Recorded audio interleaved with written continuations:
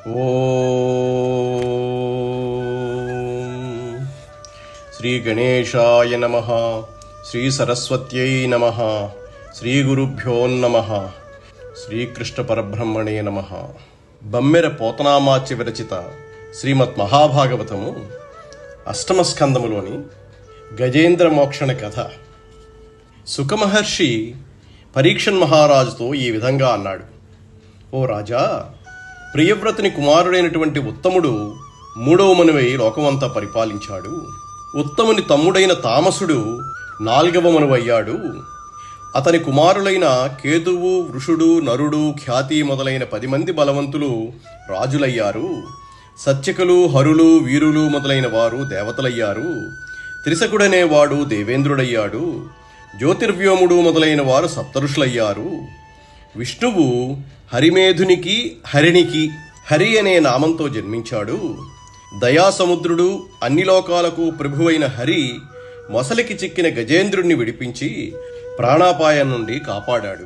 అప్పుడు పరీక్షిత్తు శుకుని ఈ విధంగా అడిగాడు: నీరాటవనాటములకు పోరాటం బెట్లు కలిగే పురుషోత్తముచే ఆరాటమెట్లు మానెను ఘోరాటవిలోని భద్రకుంజరమునకున్.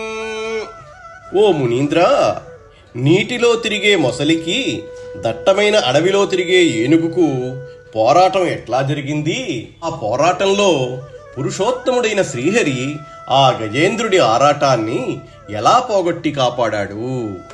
భాగవతాన్ని బహుళార్థ సాధక గ్రంథం అంటారు. అందులో ఉన్న పంచరత్న ఘట్టాలలో ఒకటైన గజేంద్ర మోక్షంలోని ఎత్తుగడ పద్యం ఇది. చక్కటి ఏకేశ్వరోపాసనతో కూడిన ఘట్టమిది. మంచి ప్రశ్న వేస్తే మంచి సమాధానం వస్తుంది. ఇంత మంచి ప్రశ్న పరీక్షిత్తు వేశాడు కనుకనే శుకుని నుండి గజేంద్ర మోక్షణం అనే సుధ జాలువారింది. ఇక్కడ పోతనగారి చమత్కారం ఎంతగానో ప్రకాశించింది. ఇందులో త్రిప్రాసం ఉంది: నీరాట, పోరాట, నారాట, ఘోరాట అని. భాషకి అలంకారాలు అద్భుతమైన సౌందర్యాన్ని చేకూరుస్తాయి. 2 లేక అంతకంటే ఎక్కువ అక్షరాలు ఉన్న పదాలు మరలా వస్తూ అర్థభేదం కలిగి ఉంటే దాన్ని యమకాలంకారం అంటారు. చేకానుప్రాసంలో పదాల మధ్య ఎడం ఉండాలి, కానీ యమకంలో ఎడం ఉండటము లేకపోవడం అనే భేదం లేదు. ఇక్కడ పోతనగారు ప్రయోగించిన యమకం అనే అలంకారం అమిత అందాన్నిచ్చింది. యమకానికి చక్కటి ఉదాహరణ ఇదే అని చెప్పొచ్చు.